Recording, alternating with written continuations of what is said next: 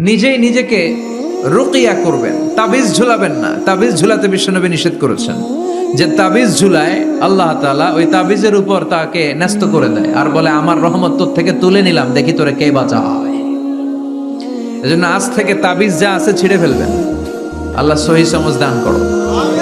তো তাবিজ যারা পড়েন ছিঁড়ে ফেলবেন আজকে, রাজি আছেন তো? ছিঁড়ে কি করবেন? সূরা ফাতিহা পড়বেন, পড়ে ঝাড়ফুঁক চলবে আজকে থেকে। ঝাড়ফুঁক করা সুন্নাহ, আর তাবিজ দেয়া হচ্ছে বিদআহ। যেটা বিশ্বনবী শেখায় নাই, সাহাবারা শিখায় নাই, ওইটাতে আমরা যাব না। ঝাড়ফুঁক করবেন। আয়াতুল কুরসি পড়লে জিনভূত আসতে পারে? কথা বলেন। সূরা ফাতিহা পড়লে আর অসুস্থতা থাকতে পারে? বিশ্বনবীর সাহাবারা একবার সফরে বেরোলেন। সফরে বেরিয়ে হঠাৎ দেখলেন মরুভূমির মাঝখানে কিছু লোক জটলা পাকিয়ে রেখেছে, একটা লোক শুয়ে আছে। আবু সাঈদ আল খুদরি ছিলেন ওই সফরের লিডার। বললেন কি হয়েছে? তারা বলল আমাদের নেতাকে সাপে কামড় দিয়েছে, আরেক বর্ণনায় বিচ্ছু কামড় দিয়েছে, বিষের ব্যথায় আমাদের নেতা মারা যাবে। তারা নানা ধরনের বৈদ্যরাজ কবিরাজদেরকে এনে মন্ত্র পড়াচ্ছিল, সবাই মন্ত্র পড়ছিল, ছু মন্তর ছু কালিকুত্তার ঘু। ছোট বাচ্চারা পড়ে, বোঝানোর জন্য বললাম, তারা হয়তো অন্য কিছু পড়ছিল। তো এই যে এগুলো পড়ে ফু দিলে কি ভালো হয়? কথা কন, আরো রোগ বাড়ে, ঠিক কিনা? বাচ্চার হাতে 2টা, গলায় 3টা, কোমরে 4টা, এগুলোর ওজনেই তো বাচ্চা অসুস্থ হয়ে যাবে। কথা বুঝতে পেরেছেন? আবার কোমরে লাগা, এটারে কি বলে? কাইতন। কি কয়? তাগা। চাচাই বলতেছে তাগা। তাগা টাগা লাগাবেন না। সূরা ফাতিহা পড়ে আজকে থেকে ফু দিতে হবে। আমার মাইকের আওয়াজ নিশ্চয়ই শহরের অনেক দূর যাচ্ছে। মায়েরা, বোনেরা শুনে রাখবেন, অসুস্থ আপনি সূরা ফাতিহা পড়ে ফু দেন। বিশ্বনবী রাতের বেলায় বিছানায় যাওয়ার আগে সকাল সন্ধ্যা 3 কুল পড়ে হাতে ফু দিতেন। এরকম 2 হাতটা একসাথে করে এখানে ফু দিয়ে মাথা থেকে শুরু করে মেসেজ করতেন পা পর্যন্ত, দেহের যতটুকু জায়গায় যায়। সূরাতুল ইখলাস, সূরাতুল ফালাক, সূরাতুন নাস, এই 3টা সূরাকে একসাথে বলে কুল আস-সালাসা, মানে 3 কুল। কি বলে? এই 3 কুল পড়ে না, যায় লিটন দেওয়ানের কাছে। কই যায়? লিটন দেওয়ান কিছু করতে পারে? তারপর হাতের রেখাতে অনেকে ভাগ্য বলতে চায়, এটা ভুয়া কথা। এই হাতের রেখায় কোনো ভাগ্য থাকে না। আপনারা শুনলেই কিছু মানবেন না, আপনারা কোরআন হাদিস দিয়ে যাচাই করবেন, দলিল খুঁজবেন। কি খুঁজবেন? দলিল। 1.5 কাঠার একটা জায়গা কুমিল্লা শহরে কিনবে, এটার দলিলটা ঠিক আছে কিনা দেখার জন্য পাগল হয়ে যায়। নিজে বুঝে না, আরেকজনের কাছে যায় যে পাক্কা বুঝে, দেখেন দলিলটা ঠিক আছে কিনা। তো 1.5 কাঠা জায়গার দলিল ঠিক আছে কিনা পাগল হয়ে গেলেন। যেই জান্নাতের দাম গোটা দুনিয়াটারে 10,000 বার বিক্রি করলেও জান্নাতের একটা চেয়ারের দাম হবে না, ঠিক কিনা? তো ওই জান্নাত আপনি পাবেন যেই আমল করে, ওই আমলের দলিল লাগবে না? কথা বলেন। তবে বিনয়ের সাথে, কারো কাছে যখন দলিল চাবেন বিনয়ের সাথে আগে বুঝে নিবেন কার সাথে কথা বলতেছেন। You have to know who you are talking with, you don't know who you are dealing with. অনেকে জানে না কার সাথে কেমন করে কথা বলতে হয়।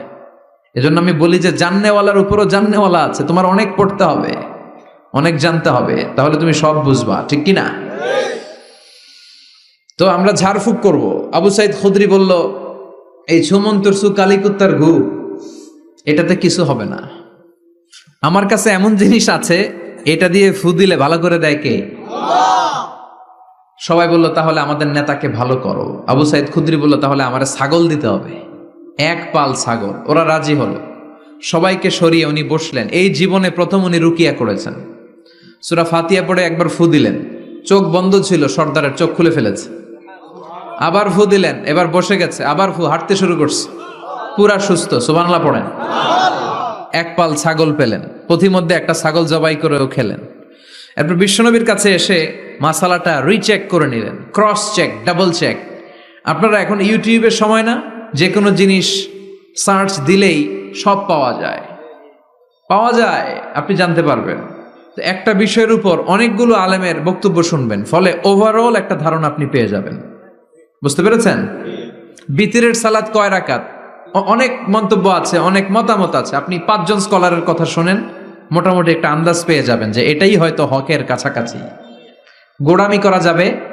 ইসলামে গোড়ামি নাই। ইসলামের সৌন্দর্য হচ্ছে আত-তাইসির, simplicity is the beauty of Islam. সহজীকরণ হচ্ছে ইসলামের সৌন্দর্য। বিশ্বনবীকে যে কোনো অপশন দিলে সবচেয়ে সহজ অপশনটা নিতেন। সুবহানাল্লাহ পড়েন। বিশ্বনবীর কাছে এসে বললেন, ইয়া রাসূলুল্লাহ, সূরা ফাতিহা দিয়ে ঝাড়ফুঁক করে এক বর্ণনায় 100টা, আরেক বর্ণনায় 30টা ছাগল আমরা পেয়েছি। পথিমধ্যে একটা ছাগল জবাই করে আমরা খেয়েছি। এই যে কোরআন দিয়ে ফু দিয়ে আমরা ছাগল আনলাম, খাইলাম, এই ছাগল নেয়াটা জায়েজ হয়েছে কিনা বলেন। মাসালা ক্রস চেক করতে আসছে, ডবল চেক, দেখে বিশ্বনবী কি বলে। বিশ্বনবী বলেন জায়েজ হয়েছে মানে কোরআনের দাম বাড়ায় দিয়ে আসছিস বেটা। আল্লাহু আকবার। কোরআনের দাম তোমরা বাড়িয়ে দিয়ে এসেছো। 30টা বা 100টা ছাগল যাই পাইছো তোমরা, ভাগ বটোয়ারার পরে 2-1টা থাকলে আমারও দিও। তো এটাকে বলে সূরাতুশ শিফা। কোরআনের ভেতরে শিফা দিয়েছে কে? ওয়া নুনাজ্জিলু মিনাল কুরআনি মা হুয়া শিফাউন ওয়া রাহমাতুল লিল মুমিনিন ওয়া লা ইয়াজিদুল যালিমিনা ইল্লা খাসারা। এই কোরআনের মধ্যে আমি শিফা দিয়েছি, রহমত দিয়েছি, বরকত দিয়েছি। মুমিনদের জন্য কোরআনকে শিফা বানিয়েছে কে? সূরাতুশ শিফা মনে থাকবে? এই যে পীর সাহেব হুজুরের কাছে যে আসেন ফু দেওয়ার জন্য, যে হুজুর ফু দেন, হুজুর কি পড়ে ফু দেয় জানেন? আজকে গোমর ফাঁস করে দিয়ে যায় হুজুরের, সূরাতুল ফাতিহা পড়ে ফু দেয়। হুজুরের কাছেও আইসেন, আপনারাও ফু দিয়েন, নিজেরাও দিবেন। সবসময় যে হুজুরের কাছ থেকে নিতে হবে তা না, আব্বা আম্মার কাছ থেকে নিবেন। 2 গ্লাসে পানি, পৃথিবীর সবগুলা পীর সাহেবরে বললাম হুজুর এই গ্লাসে একটু ফু দেন, হুজুর আমার ফু দিয়ে দিল। আমার আব্বা উনি আরেক গ্লাসের পানির মধ্যে ফু দিয়ে দিল। মুহূর্তের মধ্যে আমার আব্বার ফুটা কাজে লেগে যাবে। গোটা পৃথিবীর পীর সাহেব একদিকে, বাবা মার দোয়া আর ফু আরেকদিকে, ঠিক কি না? তো এই জন্য সূরাতুল ফাতিহার এক নাম হচ্ছে সূরাতুশ শিফা। কি নাম? সূরাতুশ শিফা। আবার এই সূরার আরেক নাম হচ্ছে সাবউল মাসানি, নিত্য পাঠনীয় সপ্তবাক্য। নিত্য পাঠনীয় সপ্তবাক্য, যেই সূরাটা প্রতিদিন পড়া হয়। রব্বুল আলামিন বলেন, ওয়ালাকাদ আতাইনাকা সাবআম মিনাল মাসানি ওয়াল কুরআনাল আযীম। ও নবী, আমি আপনাকে নিত্য পাঠনীয় 7টা বাক্য দান করেছি, সাথে সাথে কোরআনে আজিম দান করেছি। সুবহানাল্লাহ। নিত্য পাঠনীয় 7টা বাক্য, এমন 7টা বাক্য এই সূরাতুল ফাতিহা, যে 7টা বাক্য সব সময় পড়তে হয়। যারা প্রতিদিন নামাজ পড়ে, শুধু ফরজ নামাজ পড়ে, তার 17 বার পড়তে হয় এই সূরাটা। সুবহানাল্লাহ মাহফিলের পরে। আর যারা সুন্নাত সহ পড়ে তাদের প্রতিদিন 32 বার এই সূরাটা পড়তে হয়। তাহলে যেই লোকটার বয়স হয়েছে 50 বছর, সে যদি নামাজি হয়ে থাকে, একটু হিসাব করেন লোকটার বয়স কত? 50। আর লোকটা নামাজি না বেনামাজি? নামাজি। নামাজি লোক বয়স 50 বছর, তাহলে এই 50 বছরে সে যে কত লক্ষবার সূরা ফাতিহা পড়ছে ও নিজে জানে? সুবহানাল্লাহ কই? আল্লাহু আকবার। এমন সূরা যেটা প্রতিদিন পড়তে হয়। আবার বিশ্বনবী বললেন, লা তুহসা আজাইবুহু ওয়ালা তাবলা গরাইবুহু ফিহি মাসাবিহুল হুদা ওয়া মানারুল হিকমা। কোরআন এমন কিতাব, সূরাতুল ফাতিহা এমন সূরা, এই সূরার আশ্চর্যান্বিতার কোনো শেষ নাই। এই সূরা কোনোদিন পুরান হয় না।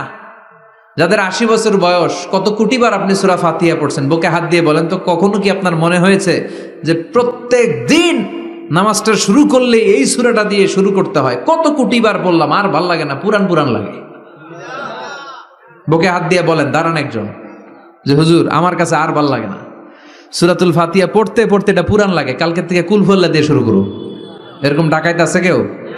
নাই। কারণ কোরআন কখনো পুরান হয় না, যতই পড়ি ততই নতুন। চিল্লায় পড়েন আল্লাহু আকবার। এজন্য বিশ্বনবী বললেন, ও উম্মতেরা শোনো, 60টা আয়াত বিশিষ্ট এই সূরাটাকে দেখতে ছোট মনে হয়, সবার মুখস্থ, প্রত্যেকের কলিজার ভেতরে আছে। তোমাদের কাছে সাধারণ মনে হয়, সূরাটা সাধারণ না, অসাধারণ করে সূরাটারে নাজিল করেছে কে? পড়েন সবাই, আউযু বিল্লাহি মিনাশ শাইতানির রাজীম। বিসমিল্লাহির রহমানির রহিম।